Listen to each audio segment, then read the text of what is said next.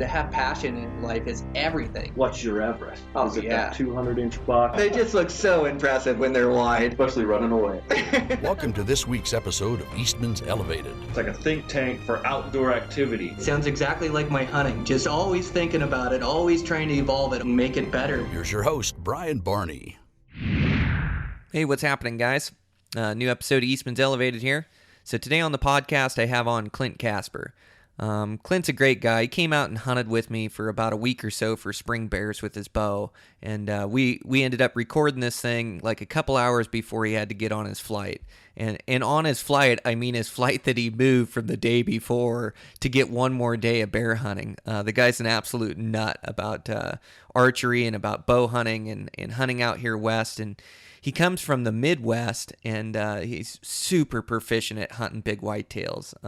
The guy kills big buck year after year, and some of those things are just mind-bending how big they are, but he spends so much time doing it and really commits himself to whitetails. And then lately, like I say, he's been taking these adventure hunts out west, and it's really interesting to hear his point of view, learning it from scratch, with a good skill set in bow hunting and a bunch of harvests under his belt. But he's harvested elk and mountain lion and bear, and did a muley hunt in Colorado last year, and we talk about muley hunting, and he's going back this year to Colorado to try to harvest a muley. But the guy's just a ball of energy and a lot like me, so we kind of have a really good back and forth, and just a super interesting guy, and just loves to bow hunt, and really knowledgeable. So you guys will enjoy today's episode.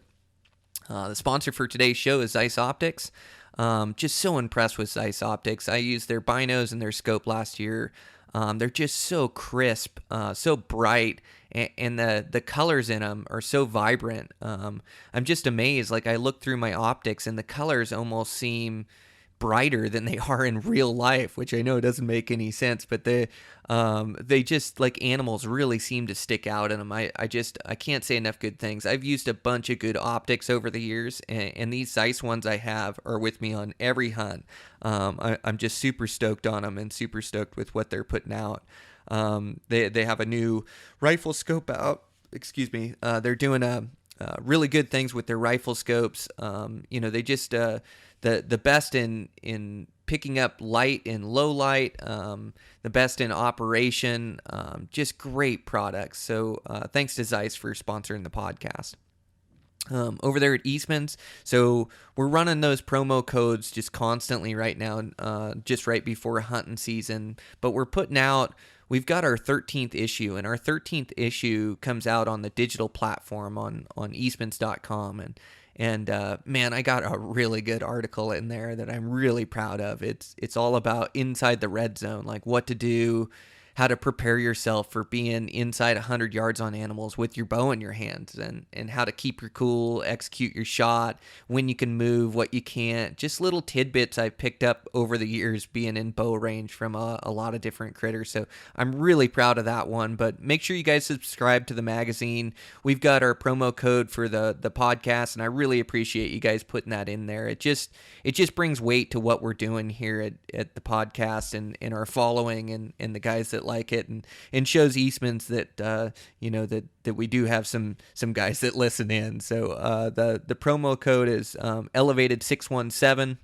Put that in. I believe you can still get a subscription for $20 for both magazines, and just a bunch of really good products coming up. I know I'm working on the next issue. I've got to get out a couple different articles for that. Just really excited about the content in them and the projects, and like I say, I just pour my heart and soul to try to help the Western hunter. And I got this message, I think it was yesterday on Instagram or Facebook, and guy telling me how much he liked my writing, and I just love to get those. It's so nice and so humbling to get those. But he said I give away, sometimes how did he put it? He put it like, sometimes I give away secrets, where he says, "Oops, I wish he wouldn't have said that." And that's a true story. I don't hold anything back. Like, anything I learn in the Western woods, I share with you guys and try to make you guys better and try to shorten your learning curve. But anyways, make sure you check out Eastman's magazine. I'm really proud of my writing in there, and I've been evolving it for the last 10 years. Just how to articulate my thoughts and articulate to you guys what makes me successful personal in the mountains and what works for me. So make sure to check that out. So, boy, let's get this thing going. So it's me and Clint Casper sitting at my house. Just got finished up with this hunt. Eastman's Elevated. Here we go. All right, I'm here with Clint Casper. Clint just came down. He's from Ohio. He's been on the podcast before, and then he came and stayed with me for about 8 days. Is that right, Clint? Yep, about 8 days. Man, did we have an epic week of hunting. So we saw 10 bears this week. You ended your season last night 20 yards away from a jet black bear and didn't pull the trigger on him. Yep. Yeah, just wasn't a mature boar, and I mean needs a few years, but yeah, we had him close enough to pretty much see the sweat dripping off of him. That's for sure. It was, we had to send it to get to him. I think we figured maybe 2 miles, a little over 2 miles, where we spotted him from vantage point to where we actually caught up to him right over top of this saddle. And yeah, we had to giddy up and go. That's for sure. Oh yeah, well, 2 miles, and you got to put 2 miles into perspective too, because it's 2 miles, but we had to run down off about 1,500 vertical feet, and we saw him with about 40 minutes left of light, and I figured he was about 35 minutes away, and so I looked at you and said, Clint, here's your chance. And we looked at this boar, and he was a little lengthy, but I thought maybe he was a lengthy, decent boar, like a 5.5 footer, and so we took off down the mountain. Is that the first time you've ever ran down a 50-degree slope full of rocks and everything? Yeah, I mean, I had to do a little bit of a jog, maybe a couple hundred yards on my mountain lion hunt with my bow there in New Mexico a few years back. But yeah, it was nothing like that 2 mile deal. That was a little more intense and a lot more adrenaline. It was definitely, we were definitely sending it, that's for sure. Oh, man. Well, we just saw that opportunity where we could go get on him, and he was, all the way down, and then we had to gain a little elevation to him, and we didn't know it, but we had to jump the creek about 5, 6, 7 times down in that bottom, and you actually twisted your ankle going down because we were pretty much running down this slope with rocks and dirt and skidding, and so you twisted your ankle a little bit, but just like a basketball player, you got to keep that thing warm and keep moving. Yeah, I had the adrenaline pumping. I wasn't worried about that ankle at the time. I thought, well, as long as it doesn't fall off, I should be in good shape. I just got to get to this bear and check him out, see what he is. So it was, yeah, I mean, it's a little bit sore today, but it wasn't nothing too serious. I mean, tweaked it a little bit, but we definitely kept it warm. We had a long walk out too, so that was probably good. Kept it, didn't let it get, froze up on me or nothing and whatnot. But yeah, that was the least of my worries, that ankle. I was more concerned with that bear. That ankle, as long as it didn't fall off, I figured I was in good shape. Yeah, no, you're pretty tough, and you trained really hard coming for this hunt. You're doing a ton of shed hunting, but pushing it in these western mountains is just a different beast. And we did 15 miles yesterday, but it's the elevation that gets you, not the miles. It's all that up and down, and we had to climb ourselves out of a hole, but we got in on that bear. It was so thrilling. I love those close encounters, but we got right into where he thought he was, and we started really slowing down, looking for him, and all of a sudden he just appeared right there up the draw from us, and he was walking and feeding right at us. And it was your last day, and I really wanted you to kill a bear, but just the more we looked at that bear, he just wasn't a decent one. He was just a young boar, had a lengthy body, head on him. He was lucky if he made 5 foot, probably more like 4.5. But he did walk right to 20 yards of us, and we had him in bow range there. That was pretty cool. Oh, yeah. Yeah, I mean, it was, he was coming, we were behind some big rocks, and he come up over that saddle, and there's a trail that was probably 5 feet off where we were, and I'm thinking, man, he's not going to, I'm not going to shoot him, but I thought, my gosh, he might walk by right here and be able to, spit on him. But, yeah, must have caught a little bit of our scent and then boogered out of there. But, I mean, he could have been shot 30 times, from 30 yards to 20 yards. He was broadside multiple times. And, yeah, definitely a cool encounter, that's for sure. Good way to end it. We went for it and didn't work out. It wasn't a giant or even a nice boar, just a young one, but that's all right. It was a good way to end the trip. It was fun, and 20 minutes of pure adrenaline running down the mountain. It was definitely that was worth staying the extra day. That was worth spending the money on the extra ticket, trying to grab another day here. So that's right. So you were supposed to fly out yesterday, and Clint, he's such a good whitetail hunter and turkey hunter. Grew up hunting the Midwest. for just giant critters, and he passes bucks that I'd shoot any day. But so you have this experience, and then we talked on the last podcast is that you've just immersed yourself in Western hunting, and so when we started talking about a bear hunt and maybe you coming out, you just jumped at the opportunity, bought an out-of-state tag, bought your plane ticket, got out here, and then we got out here and we got down to our last day, and we were actually sitting where we had just seen the biggest chocolate I'd seen all year, just a giant boar, and we actually had to cross a body of water to go make a stalk on him if he came out there. And so we looked for him the last night, and it was just destroying you. You had to leave. And so you actually paid, I think, $275, and then it may cost you even a little bit more for your luggage to gain one more evening hunt just to give yourself a chance. Yeah, I just decided I'm going to throw all the chips in, and we're going to stack the cards and just see what happens. It was going to be, we got some bad weather, here coming in. Today was pretty foggy this morning and could be some snow, and then tomorrow was kind of crappy, and I thought, man, Wednesday night could be good. That whitetail mindset kind of kicked in. I thought, man, right before a front, these bears ought to be out feeding. I'm thinking, one more night. So I go online looking at tickets, and I'm like, man, $275. And I just started thinking, you know what, I'm here. It just, sometimes you just got to roll the dice, and 50-50, you might tag out, you might not, but I'd rather spend the money and not tag out than to sit back and go, man, what if we had one more night, or what if we had one more hour? And so overall, hey, it was a great way to end it, and I wouldn't change a thing. That money, it comes and goes, no big deal. It's well worth the money to stay, and I'd rather sit back and say, well, I went for it and just didn't work out, than to sit back and wonder. And that's for sure what I would have been doing. I've been thinking, man, Wednesday night, how would that have went down? What would have happened? This way I know. So it is what it is. Yeah, it would have killed you if I called you and go, yeah, Clint, they were all over. I saw 7 tonight, and you missed it. Well, and that could be the call tomorrow night, too, just so you know. Well, I hope it is. I hope for you, I hope you can go out and punch a tag tomorrow. That'd be great. But, yeah, for me, knowing that I could have stayed Wednesday night and to have left and not stayed, that would have been that'd have been a killer. That'd have been a tough one to swallow. Well, and our goal on these Western adventure hunts is always to fill our tag, but you gain so much knowledge just being out here and being in the woods, and we did have a great experience. We saw 10 bears, we saw a couple big shooters, we got into bow range of 2. You actually passed a really nice blonde bear the second night in here, and that was a decent bear. He just wasn't quite there. He was over 5 foot and a chubby bear, beautiful blonde hide, and you had that one dead to rights too. Yeah, you got some great photos right over my shoulder. The bear's right over my shoulder. We had him at 40 yards, 30 yards, 25. He could have been killed every second of probably a 20-minute window. Literally had no clue we were there.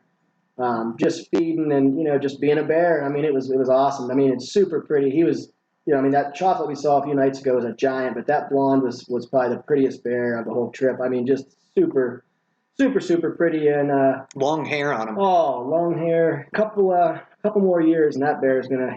I hope he makes it a few years. Someone will definitely be happy sticking an arrow in him. Hopefully, that was a beautiful boar, and just fun to get in that close. We made a perfect stalk, got in, had the wind right. It was just textbook.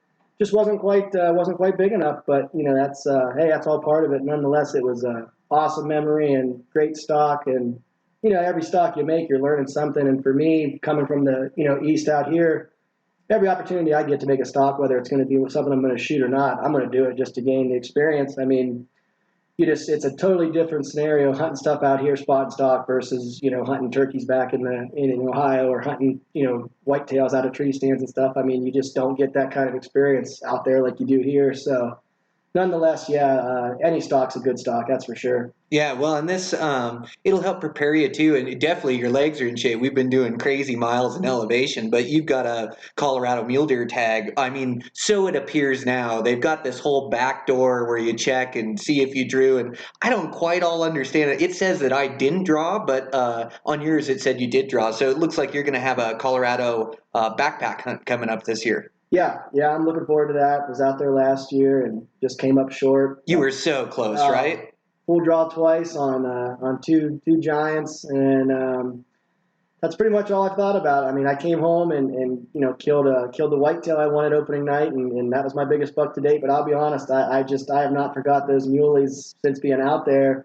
And I've just been thinking, man, I hope I draw another good tag. And I threw all my points in on a really good unit, and it looks like I got drawn. So pretty excited about that. Should have 9 or 10 days to go out and just give her hell. I mean, going to go for it every day and pack in and, spend 7 or 8 days, and should have a couple of days to scout, hoping to get out in July and do a little bit of scouting towards the end of July and find some good bucks. And, yeah, just going to go for it. I mean, these hunts, and, hopefully I can get out and maybe go chase some pronghorns around with you this fall as like a little kind of a pre-warm up for the muley hunt. But, yeah, I mean, this bear hunt was definitely a huge learning curve. I mean, it just gets you prepared for what chasing muleys is like. I mean, you're glassing, spotting, and stalking, and you're up and down mountains, and it's a tough hunt, but they're all tough out here. There is no adventure bow hunting out west. I think that's an easy hunt. I don't care what you're hunting. I mean, they're all tough. They're all hard, and but they all make you a better hunter every trip, no doubt. Well, yeah. Well, and it's just tough. We all eat tags, and I've done good over the years to further my learning curve now to where, I kill quite a few trophies with my bow every year and do pretty good. But every year there's a tag that goes unfilled or 2 tags that go unfilled, and as long as you give it all you have on the hunt, you can go back and know that you gave it everything. And then also you gain so much knowledge from that. But it's just tough. I mean, I know sometimes, like, I think our harvest on general season bull elk out here, which is the majority of the state, like I think it hovers at like 5% or something like that. So I mean, your odds on a hunt, could be 3 to 15% success rate with a bow and arrow on public land, but it's just tough, and you're not going to get it done every time. And you did the right thing. You could have filled that tag, but we just didn't want you to shoot a bear you weren't going to be happy with, and we weren't looking for the biggest bear in the world in the woods. We were just looking for a really good, respectable boar, big pumpkin head, something you could really be proud of and take home. And the 2 that you got into bow range were just a shade under that. So I do think you made the right call. But yeah, it's tough coming out here, Wes. And so you really got to do your homework. You've got to do your training. I mean, can you imagine if you didn't train and tried to do the miles that you did this week? I had I'd say probably 2.5 months of, it was at least 6, about 7 days a week. And I was lifting and doing a lot of stuff, a lot of core body stuff. And then every time after I'd lift at night, I'd go run the streets. It's about a 2-mile loop. And I mean, you're tired, your body's tired. You just did all this working out. But I know how it is out here. I've been out here enough. And I mean, when your body's tired is when you've got to, really push the limit and get your body used to being able to just, trudge forward. I mean, you hit the 8-10 mile mark in a day. And you think that's a lot, but really that's like a halfway point. I mean, there was lots of days where we hit 15, 16 mile, you hit that 8-9 mile mark, and it's like, man, you're tired and your back's sore, your legs are sore, your ankles are sore, everything's sore, but it's like, man, you're at like 1 o'clock in the afternoon. I mean, you got half a day left. You got to keep going. And so you just got to condition your body to be used to dealing with that kind of stress and fatigue, and to where you almost just get comfortable, being uncomfortable, I guess is the best way to put it. I mean, for sure. You just get used to huffing and puffing and being out of breath and climbing up hills, and it is what it is. It's just what you got to do out here. Yeah, it gets to be normal, and it's weird because it's not fun all the time. Like you're pushing your physical limits. You're tired and sore when you get home at night. But hunting out west and hunting these public lands and trying to be successful, like it's like this prolonged fun. It's something you can look back on that's fun later, and it's something when you are successful, how much you put into it, and so it means so much to you. I mean, if you would have killed a bear last night, if he would have been decent, I mean, who knows? Would you 80, 90 miles, 100 miles in this week, and who knows how much elevation and different bears we saw all to get it done in the end. I mean, you would have looked at that bear and looked at those pictures and remembered that forever. And I think that's what us guys like. Like, it's this prolonged fun where the easy fun, it's not lasting fun. Where this tough fun that you got to work really hard for, it lasts with you for a lifetime, and you remember these memories. And for some reason, us guys and the people listening to this podcast enjoy that misery, enjoy a tough hunt and then being successful at the end. And it's really tough to articulate and to put into words, but it just means so much to us guys, something that we work at year round and then to be successful at, as we know how tough it is to be successful. just means the world to guys like me and you.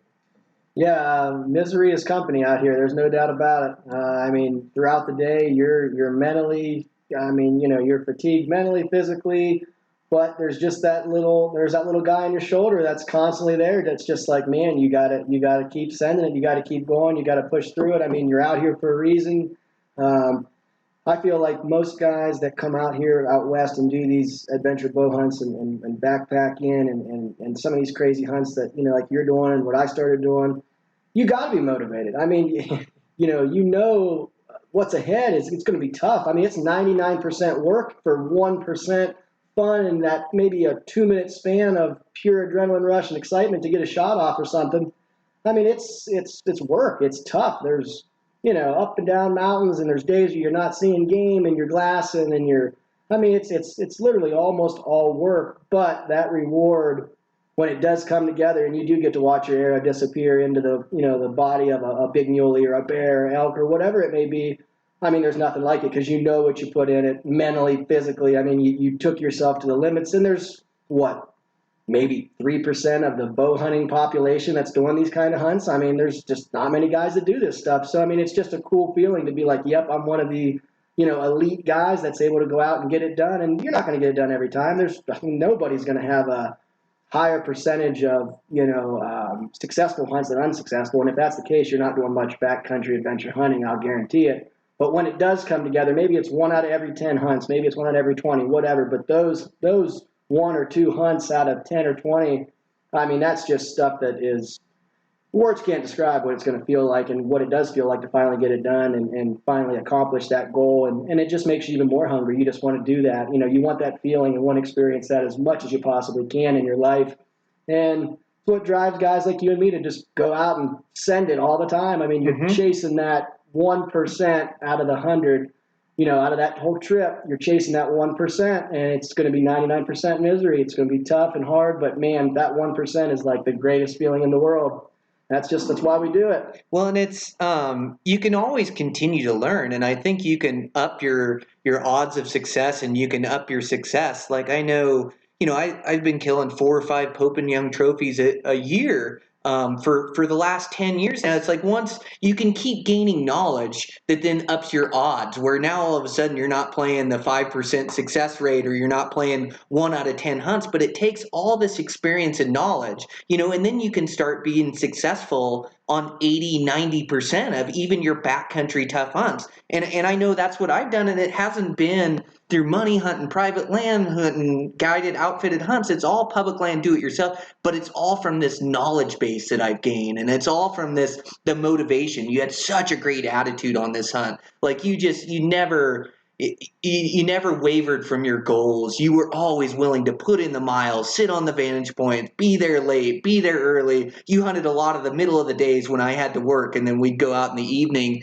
But I do think as you continue to learn, you're going to find more success along the way. And this bear hunt, spot and stalk out west with the bow and arrow is definitely a tough one. But we had opportunities and we saw bears, but I just think, as your knowledge base grows, you're going to find more success. And we chase that 1% of excitement being in bow range at full draw, but you also have to embrace the entire experience too, like we did on this trip. Like you have to enjoy the woods and the wilderness, and yeah, you're hiking hard, but you stop. I mean, how many cool experiences did we have? We saw a boar and a sow, grizzly bear. A boar was chasing a sow grizzly bear. That was really cool. We got to see, black bears in their natural habitat getting super tight, which is just my favorite. I love that. And just all the little things too. I mean, we saw skunks, we saw goats, we saw deer, elk. That one time on that cliff vantage point we had these vultures that had these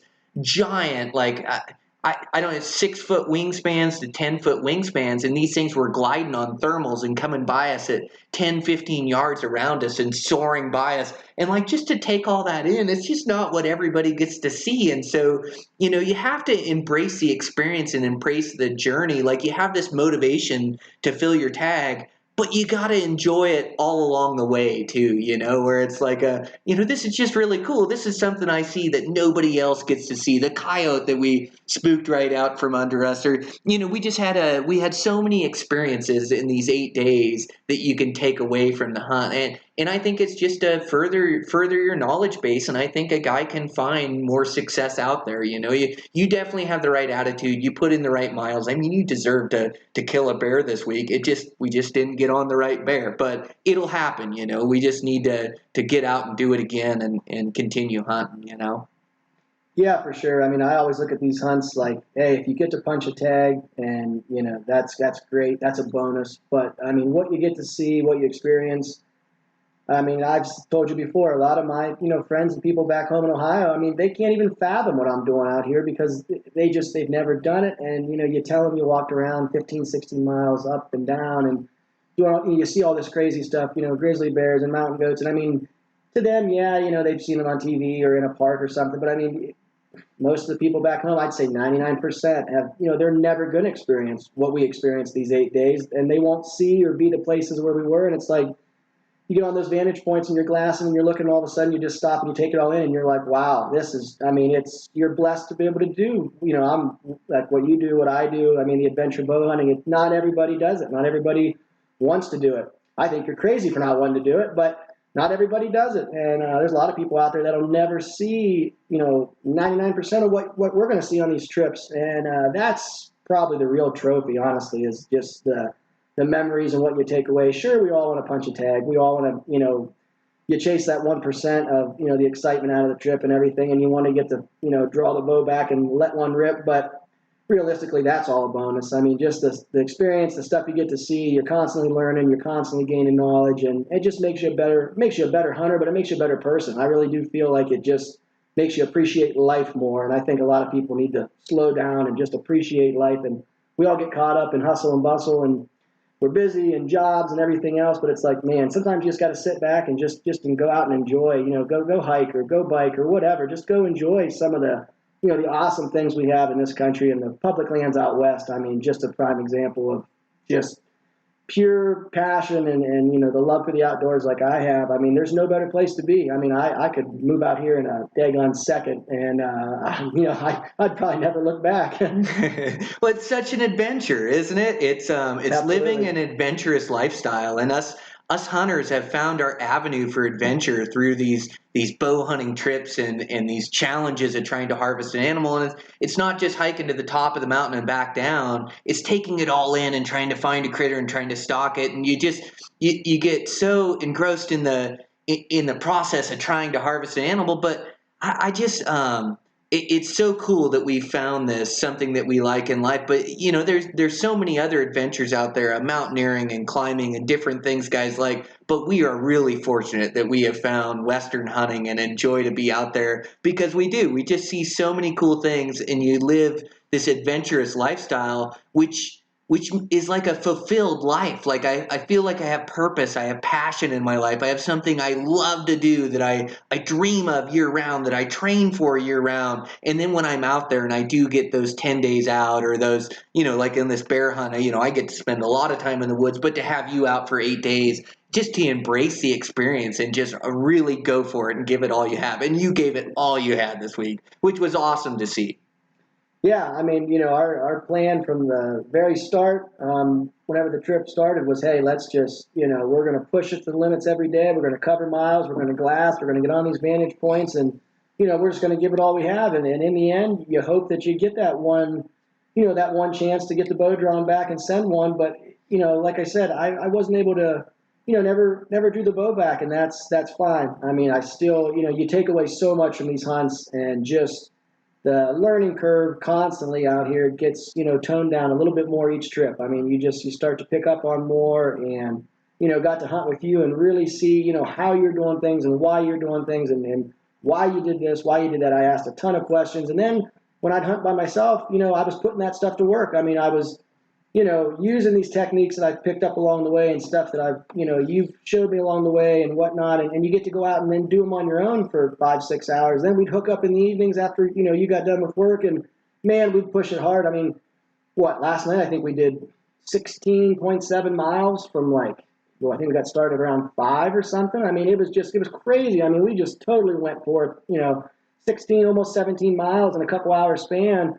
But I mean, it's just, you just have to go for it, and you just find that determination, and there is no stop. I mean, the stop button's just not there. It's just go, go, go, go, go. And hey, sometimes you come up, with a win. Sometimes it's a loss. But realistically, in the big, picture, the grand scheme of things, there's no losing on a hunt like this. I mean, what you get to see and do and experience, it's just great. I mean, it's stuff that, like I said, a lot of people will never see, and I'm fortunate I get to, travel around and see this stuff and experience it.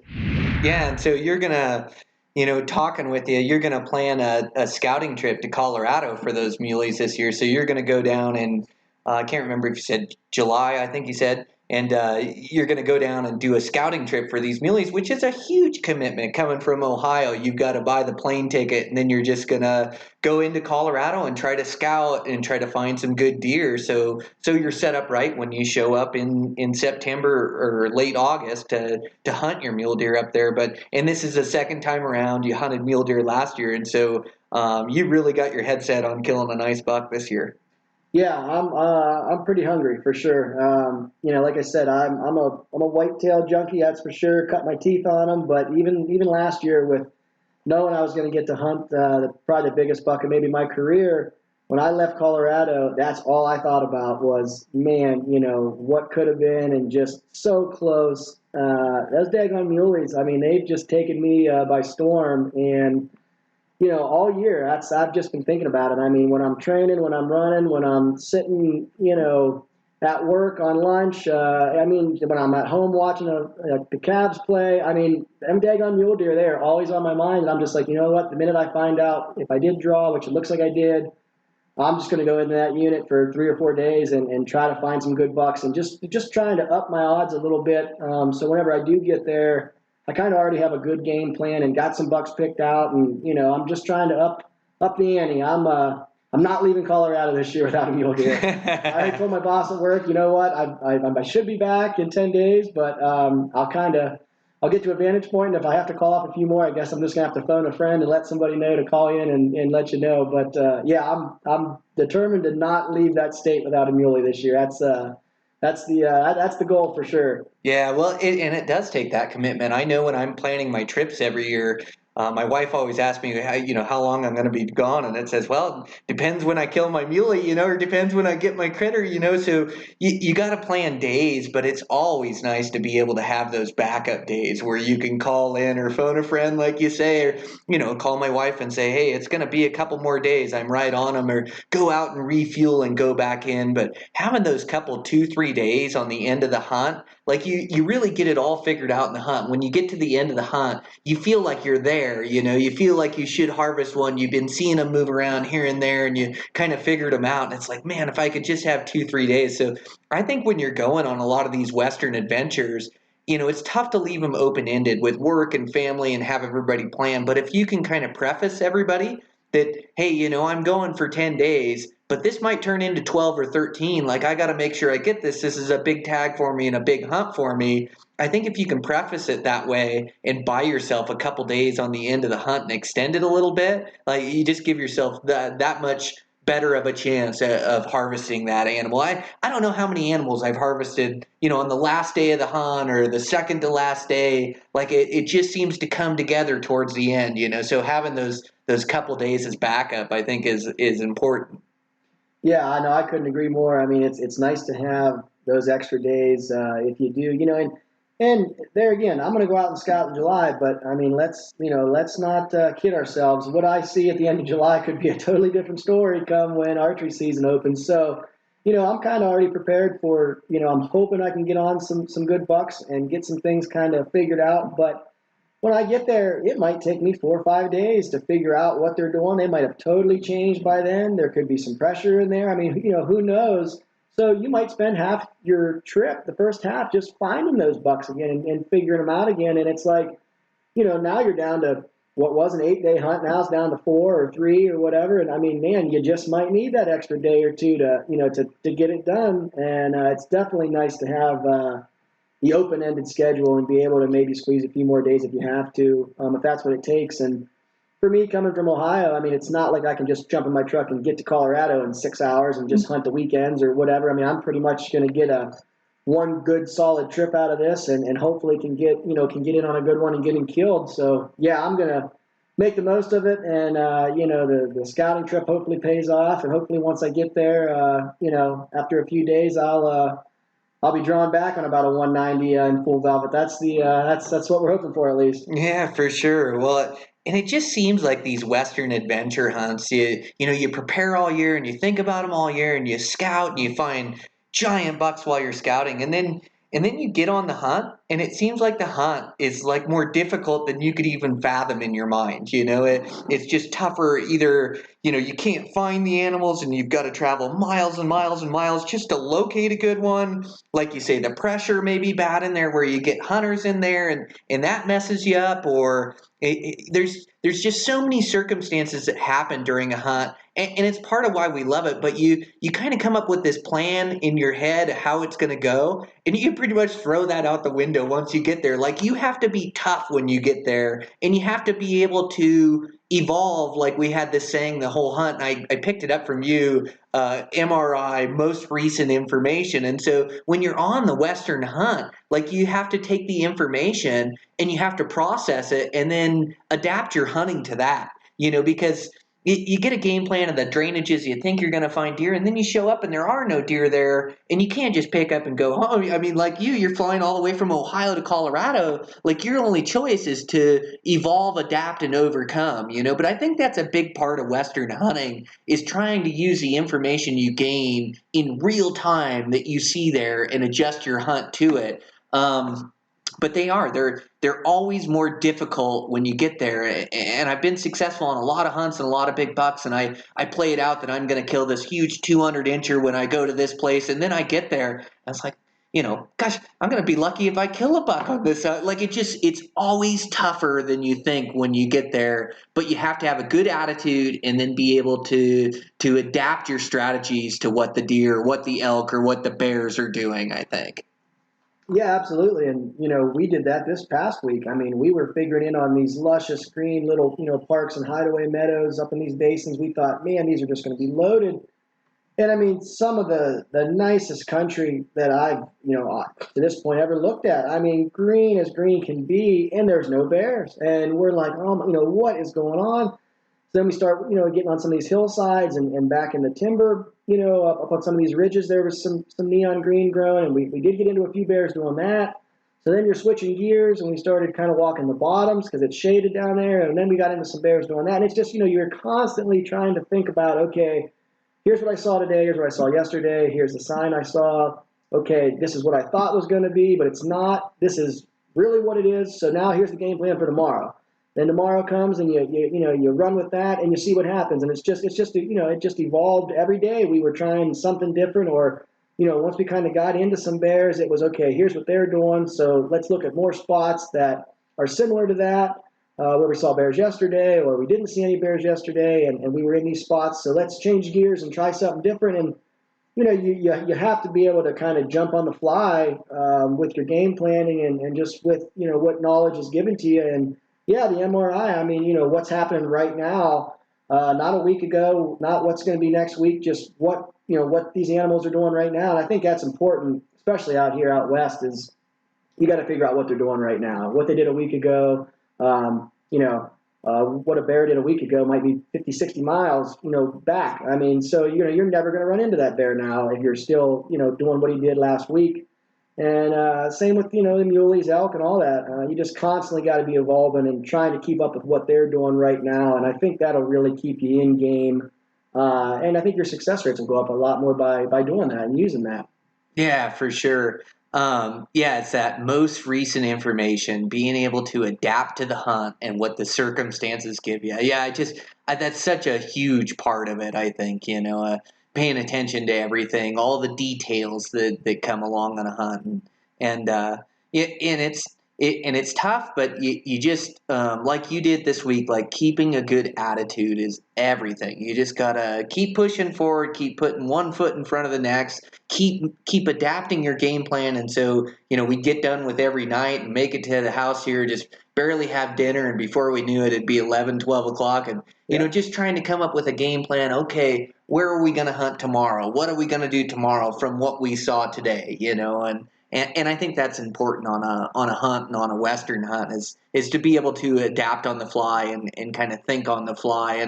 And I think it helps too in like when you're preparing for a hunt.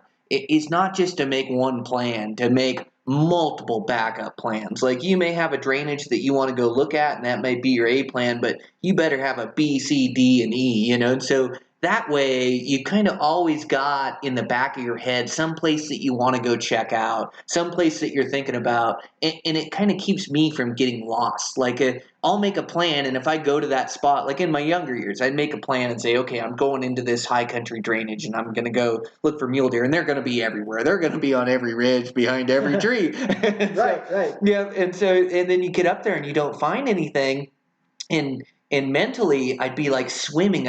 I'm like lost in this, well, now what? They're not here where I'd planned, where I'd scouted, where I'd looked at. Now where do I go? And your confidence is rattled because they weren't in your first spot. But if you have like this game plan at different drainages and different spots that you're going to go check out, you go, God, they're not in here. I really thought they were going to be in here. But, I got this other drainage that I've always wanted to check out, this other spot I wanted to think of. And we played that game all week this week. Like I have a lot of good bear spots, and we even went to spots that I don't normally hunt, but it's all spots that I have thought about and thought, that's a good spot for bears. I've seen one in there. I've seen a couple in there. Like that's where we need to go hit. But I think it's really important to have a bunch of backup plans, when you're coming out west. Yeah, absolutely. And that all goes back to the mental side of things. I mean, everyone talks, you got to train and you want to, be used to having a pack on your back and you want to physically be ready. But I mean, honestly, a guy could go at a slow pace, but mentally be in the game, and he's going to do better than the guy who is just physically an animal, but mentally just has a bad attitude or doesn't know what to do when things aren't going his way. I mean, mentally, you can check yourself out of one of these hunts fast. I mean, in a day. I mean, if you start thinking, man, I'm wasting my time, or I'm never going to catch up to this bear, or gosh, there's no muleys here. This is a stupid unit. I never should have came to this unit. Or, you start thinking like that, and I mean, you are signing your death ticket. I mean, it's not, you're never going to accomplish the mission and the goal without having that positive attitude, because things are not all going to go your way on these hunts. And like you said, you're going to have to adapt on the fly.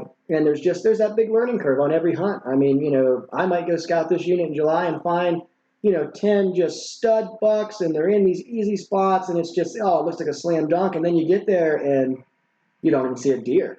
And it's like, okay, now what? Well, that all goes back to having that second plan, third plan. Okay, if they're not here, I'm going to check this. If they're not here, I'm going to check this. Without that, for lack of a better phrase, you kind of fall into that, that oh shit moment, like, oh my God, they're not in this drainage. Now where do I go? What do I do? Like you said, back when you were younger, you fall into the, oh my God, now what am I going to do? Now your mind's racing. Now you're losing confidence, and confidence is everything out here. I mean, you've got to stick with the plans. You got to be confident that around the next corner, there is that big bull or that big buck or that bear's over that next ridge or whatever. And the minute you lose that confidence factor in yourself and in your capabilities, I really think you just cut a huge percentage off your success rate, because now you're mentally questioning every move you make, and you're questioning why you're even here doing this, and maybe I'm not going to get it done, and you can't let that happen. You've got to stay in the game out here mentally.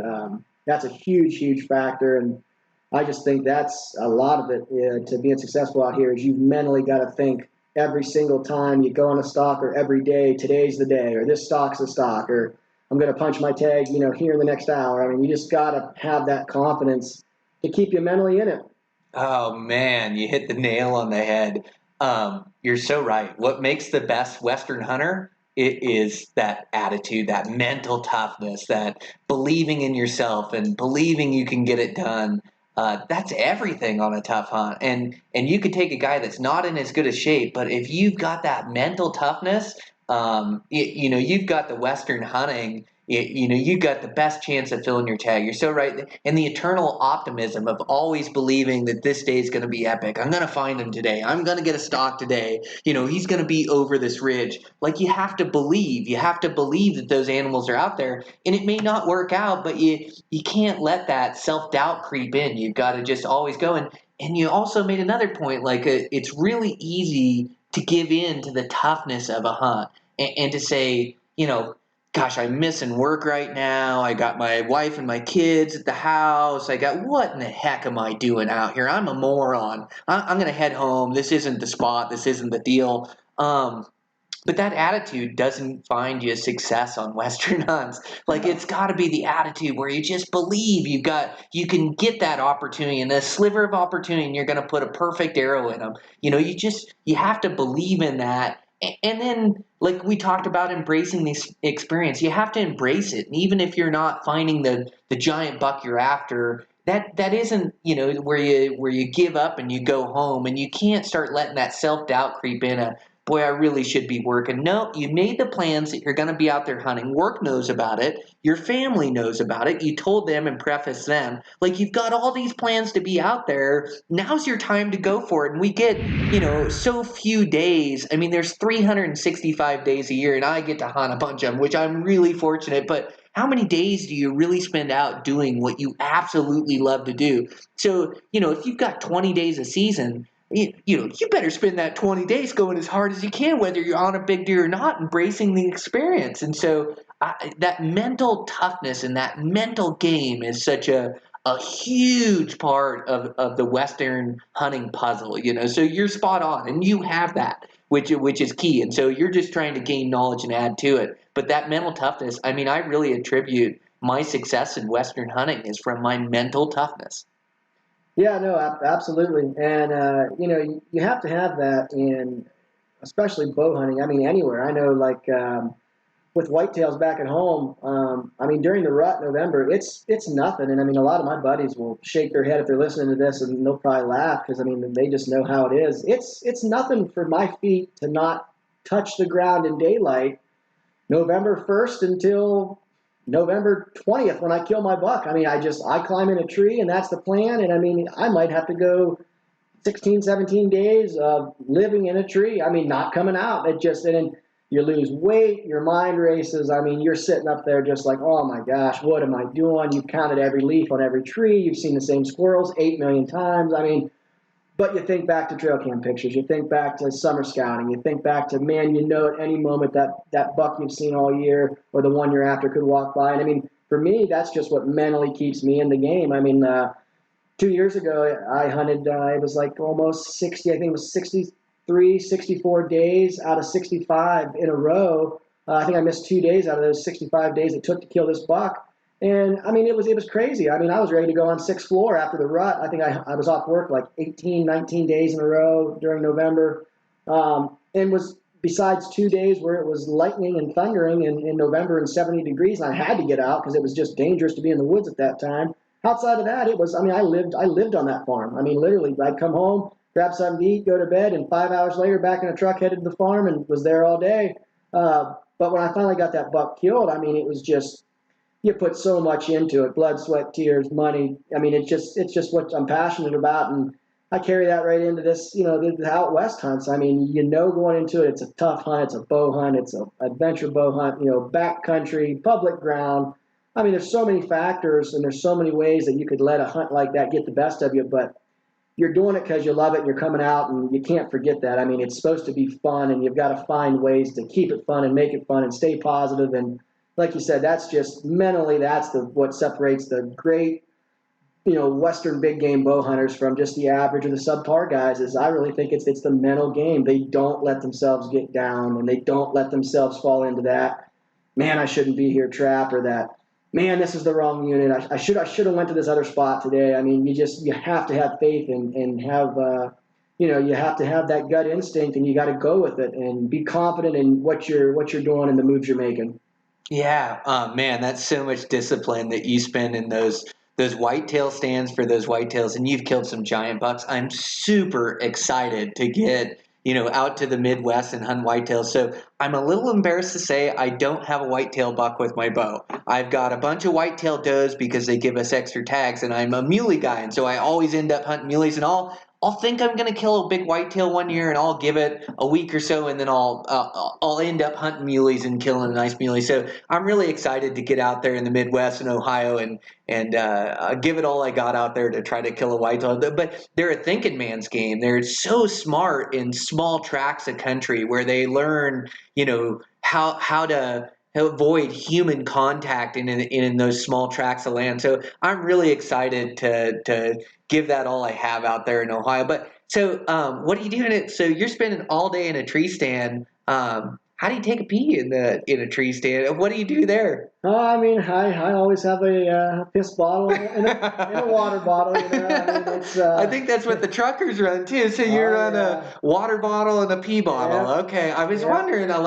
Just a question I had about whitetail hunting. So definitely don't want to pee out the tree, right? Because you make a lot of noise, and then you're getting your scent all the way down there. Yeah, the noise factor. You get a 30-degree crisp November day with all the leaves on the ground, and you start peeing out of your stand. Yeah, it does get pretty noisy. And how big a bottle do you bring in there? A gallon? I think the one I have is I think it's like 64 ounces or something like that. Oh, you reuse it, huh? Or do you get a fresh one? I've got an actual a pee bottle every day. I empty it and I'll wash out. And you go a day or two and you forget to. You forget to wash that thing out or whatever. Yeah, it's not good, and it's got a big black X on it because you don't want to drink out of that. The all day sits. You definitely have to find ways to kind of keep yourself busy, and it's funny because actually those pee breaks, you get to move around a little bit, and you sort of actually look. Sometimes you look forward to that. Actually, you're like, well, I get to stand up, stretch, take a pee. Maybe turn around, look at some different stuff, whatever. It's definitely it's a waiting man's game, and I love it. I grew up doing it, and it's my passion, and I do a lot of whitetail hunting, and mainly pretty much just exclusively all bow hunting for them. And I've traveled all around and hunted a bunch of states for them and stuff, and it's always fun. But that's what's kind of got me into the out west spot and stock, is it's just the polar opposite. A to Z, black and white, however you want to look at it. And that's what's fun. It's a totally different style. I go from chasing muleys or antelope around or bears or whatever to then you're sitting in a tree waiting for game to come to you. It's that big chess match, puzzle piece deal. So. Yeah, it's fun to have kind of both. You get to experience both of those all throughout the fall and mix and match tree stand hunting, spot and stock, and it's a good time. Yeah, I'll be interested to see how you do on that first all day sit whenever you come to Ohio this year during the rut. Maybe you'll get lucky in that first hour. A 150 will walk by and you won't have to spend all day sitting up there with the squirrels. Oh, man. Well, I hope I get the full experience. It wouldn't be right for me to show up and get one in the first hour. The all-day sits is going to be a real challenge for me. I think you have it too, where you got the attention deficit disorder, ADD. Like, I'm sure I have that. Like, I think a lot of us guys do, where our attention, it's tough to keep on it. So that's going to be a major challenge for me, but I'm ready for it and want to embrace the experience. So this is something I never read in whitetail magazines. Okay, so I've got the pee bottle. I got a 64 ounces. Like, what happens with number 2? Like, do you just try to get regular during the season, or how do you curb that? Like, I've got to get myself ready for this all-day stand, and it isn't going to work. I can't have a bottle like a number 2 bottle. That doesn't quite work for me. I don't think that's going to work. So you've got to just get regular and make sure you're a morning guy, huh? Yeah. Oh yeah. You want to get on a good morning system. Okay. When you wake up, that's the time to do that. What happens in the middle of the day if say you had chicken the night before or something like that? You got to be creative and get down and find a spot. There's just no other way, right? No. You're not sitting with it up in the tree stand up there with you or anything. No, you definitely bag and keep it up there with you by any means or something like that. So, I know you- crude questions. I just like it's something I've never read about that I had to ask Yeah. since I'm going to be spending a lot of time in a tree stand. So, okay, I've got to get my system all in order then to go come whitetail hunting out in the Midwest. Yeah, I'm going to tell you to not go to BW3s and eat 24 mango habanero wings the night before you come here, because chances are that might get you about 1 o'clock in the afternoon the next day. Then you're going to have to unhook your harness and go down, and there's nothing worse than having to do that in the woods anyway. And in Ohio, it's all it's going to be all oak and maple leaves, and I mean it just I always bring toilet paper with me just in case, because if you ever have to use oak leaves or maple leaves, it's not good. I want to be one with nature, though. Well, I mean, hey, you can go for it. You can send it, and you can get the full experience. I mean, that's totally up to you. I run the toilet paper in my backpack system. Okay, but, I'll probably run that too. Yeah, I try to eat pretty clean and stay away from that. It's nice to not have to do that, but sometimes, I mean, hey.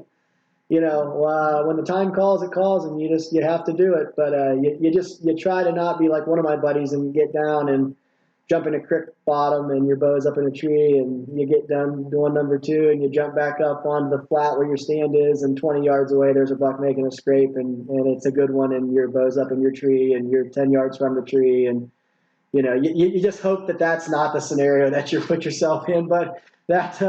It does happen. I swear God's got a sense of humor, right? Because that is when you see a buck, and I remember hunting Washington State as a kid, and you're hunting the thick brush and you're busting it all day, and a lot of days you don't even see deer, and I think we were hunting elk there. And sure enough, nature called, and no big deal, and set your bow down, your pack down, and go find a spot over the hill. And sure enough, you just get in position where things are going to go right, and all of a sudden you have an elk walk by you, like in bow range, and your bow's up the hill. Like, it's just, somebody's got a sense of humor upstairs. Like, I swear it's funny how when you let your guard down, stuff happens. But, well, that won't happen to me. I'll be all regular. I'll be all prepared. But crude question, but I just had to ask. It's some of the comedy part of whitetail hunting that I haven't had a chance to sit down with somebody and ask.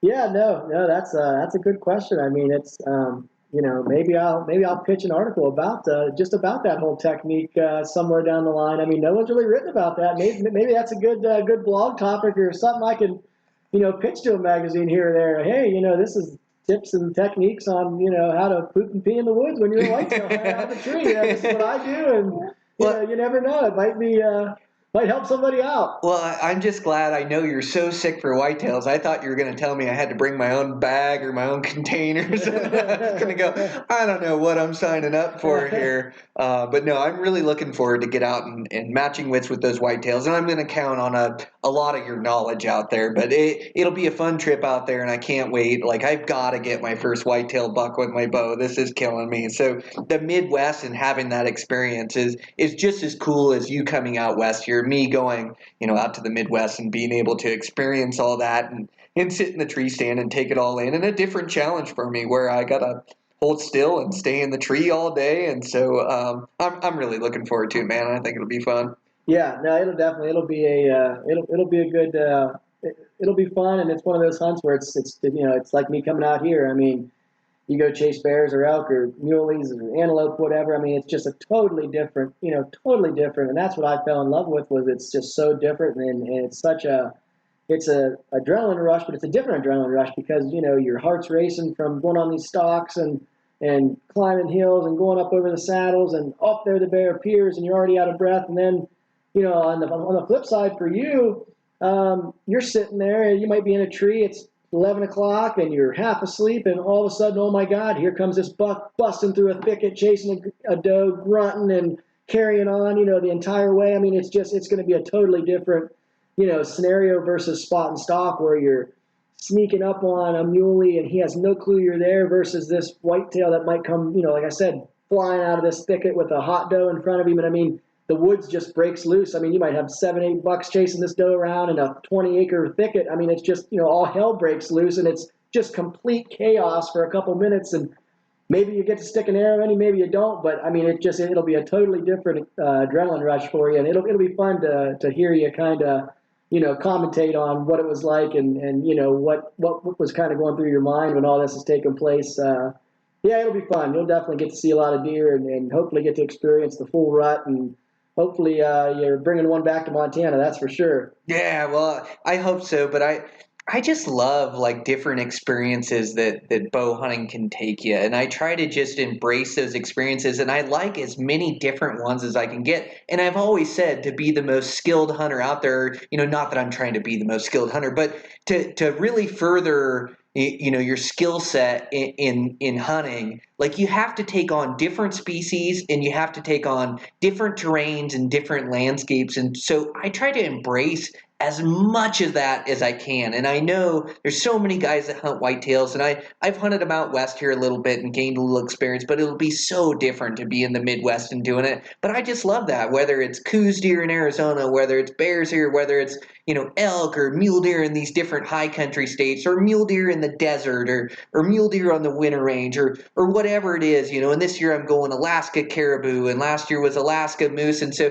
I'm just trying to gain as many experiences as I can. And I really think wealth is measured by the experiences you have in this life. And so I'm just always trying to go for it and trying to get more of these experiences in. And that's, I don't think you get done with your life and think, boy, I sure wish I would have worked more. I sure wish I had more money. And money's important. It's a necessary thing in today's day and age. But I really think experiences are king. Like to be able to experience different things in this life and take it all in and really enjoy it. And then, be able to tell the story. I love this podcast that I can share this story and people actually want to listen to it. But just to share these experiences and this knowledge that you gain, I mean, man, that's everything to me. And I know it's everything to you too.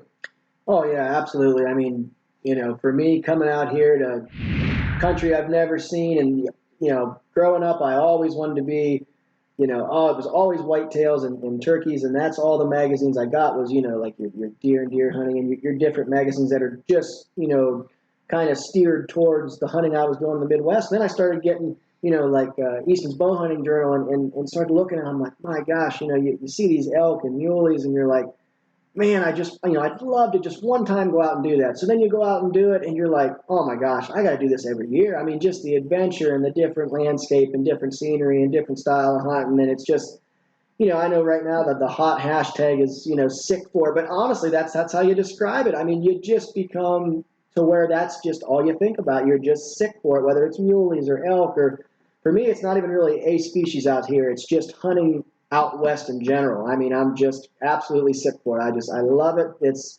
the scenery, what you see, the small towns and just the different, everything about out here is so different from, back home in Ohio. I love it. It's just such a great experience from top to bottom.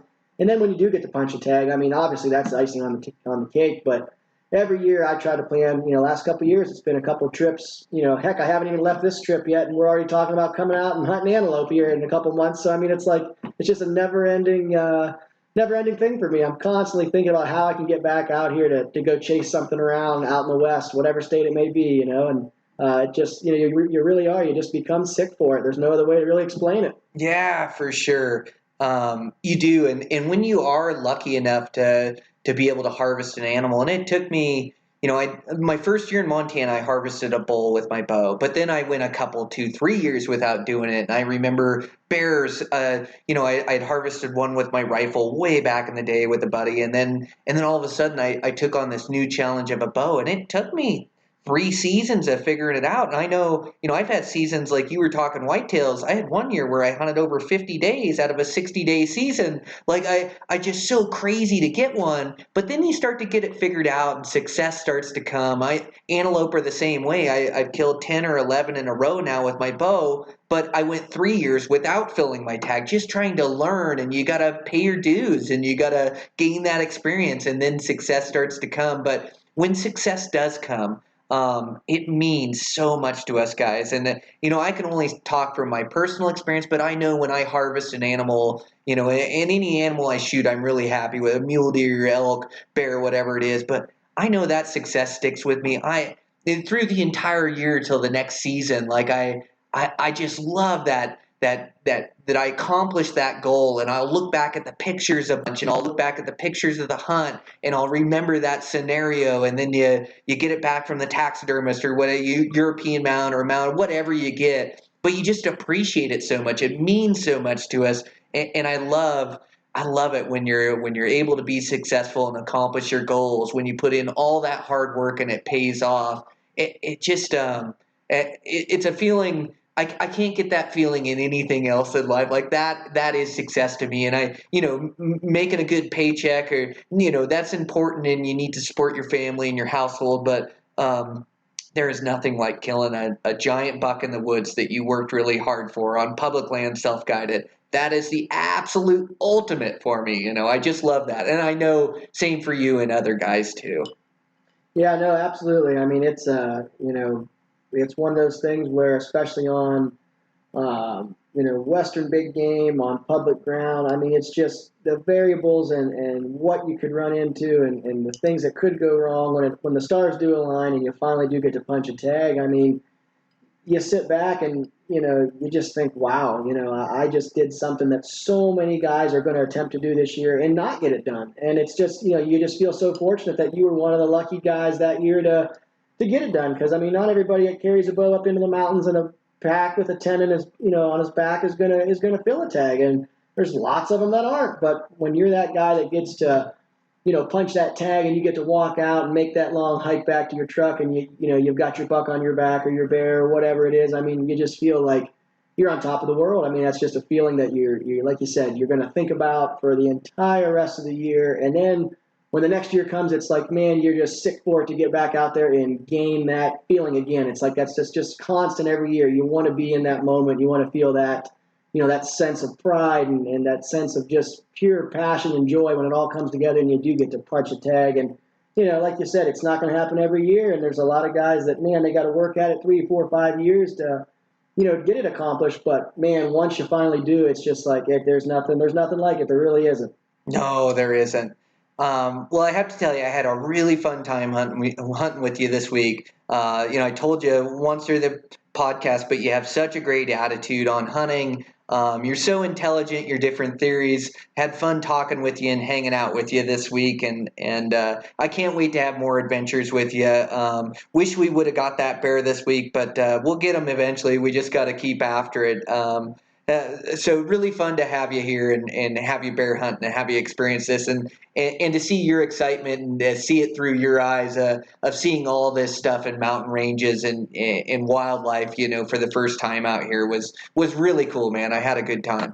Yeah, I can't thank you enough. Can't thank you and the wife, and we got to hang out with the kids, and I mean the whole experience. It was just I'm blessed to be able to do this stuff and to make the friendships and connections I've made in the hunting, world. And it's like, we met on social media and got to talking and did the podcast. And, now we're texting back and forth about different stuff, whitetails in Ohio and bears here and planning hunts and getting to hunt together. And it's just, you become good buddies. Like you've been buddies your whole life. And it's just, that's part of the whole experience. And that's really honestly what matters more so than punching a tag is just friendships and good times, and had such a blast coming out here, and got to meet a bunch of your dad and your buddies, and got to go to the taxidermist that you go to, and hanging out with the wife and kids. Like I said, just the whole deal was awesome. Can't thank you enough, and definitely looking forward to the next go around. We got muleys to kill and antelope, and hopefully a big whitetail for you here in the rut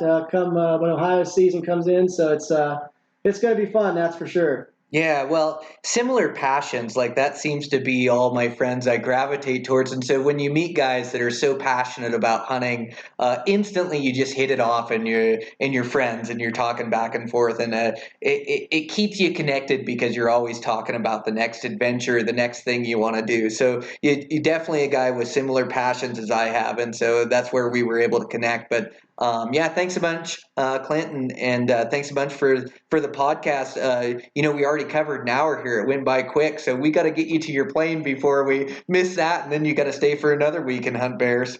Boy, that sounds terrible. I sure hope we don't get a flat tire and I miss that plane. That'd be awful. I have to call work and tell them, hey, guess what? Got to stay in Montana until next week. Sorry. I'm stranded. No flights coming out. There's nothing I can do. Yep, I don't understand it. Bozeman, the airport told me there are no flights going to Pittsburgh, and that's just the closest airport to me. So I don't know what to tell you. I'm gonna have to wait till looks like next Friday. Well, good deal. Thanks again, Clint, and we'll keep in touch and talk to you soon, man. Absolutely. As always, thanks again, Brian. Yep. All right, guys, that's an episode. Really fun to sit down with Clint. Like I say, that guy's just a ball of energy. Fun to hunt with him, too. Really knowledgeable and adapts to the situation we're in, and he's always going for it and always willing to walk. We walked a ton of miles, and so really fun being able to hunt with him, and I'm really looking forward to embarking on a new adventure and going out to the Midwest and hunting whitetails.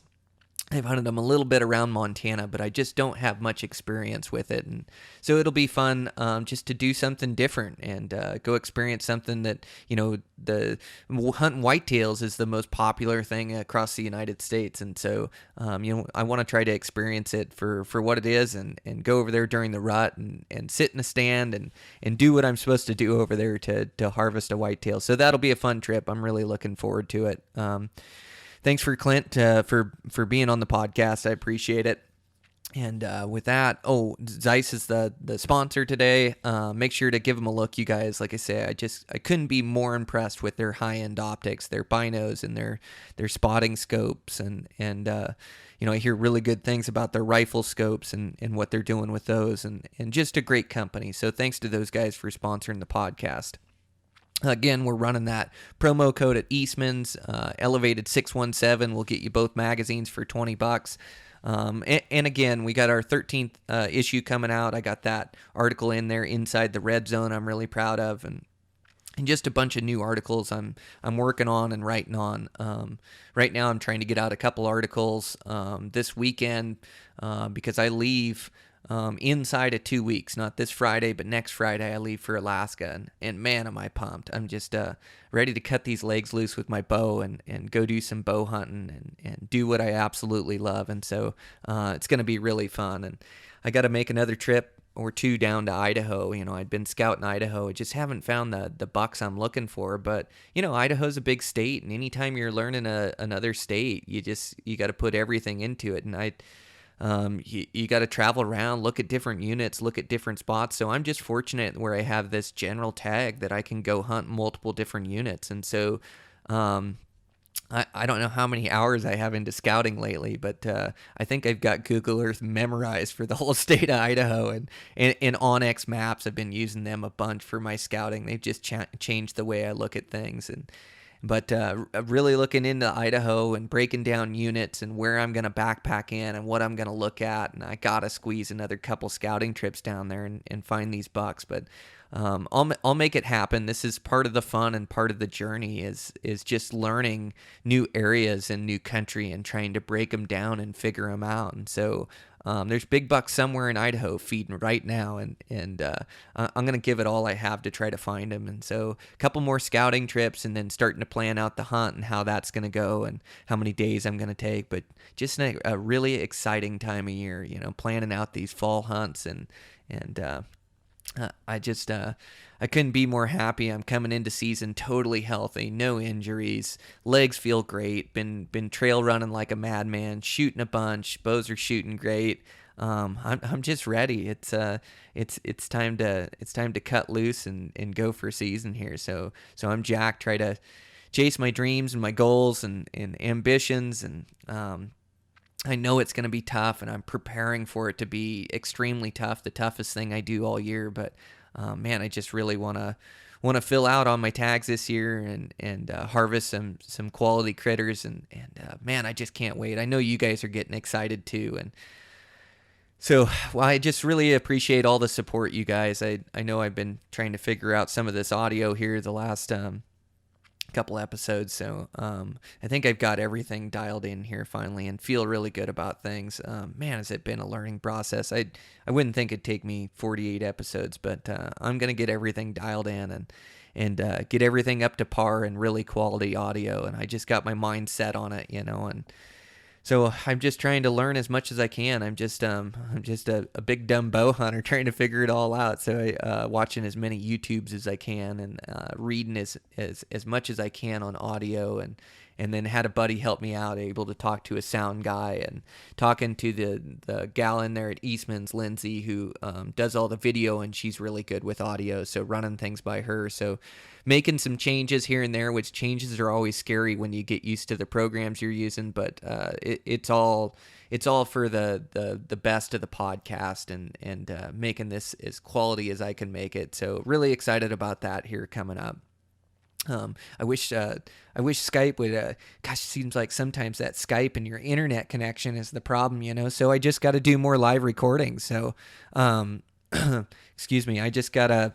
It's so fun to travel around and get people on the podcast live. I enjoy that face to face and that interaction more than anything. But right now as we're growing the podcast, and not everybody lives in Ennis, Montana, or close by, so we got to try to record some of these on Skype. But for the most part, internet connection's been pretty good, and everybody's pretty crisp and clear. But anyways, I'm rambling on here. Let's end this thing. I'll check in with you guys next week. Keep working hard towards your goals. Really appreciate the support, you guys, on all the social media and the downloads, and really appreciate the reviews on iTunes. That really helps me out, and we're growing this podcast, and so just really excited about the direction of where it's going, and really cool things coming up. I definitely want to do some live recordings this year in the field and on the hunt, and try to capture my emotion right then and there, during the hunt, and then also afterwards. And so I'm just really excited about some of the things we're working on and some of the things we're doing. Can't thank Eastmans enough for all their support and helping me out. So with that, let's end this thing, and I'll check in with you guys next week.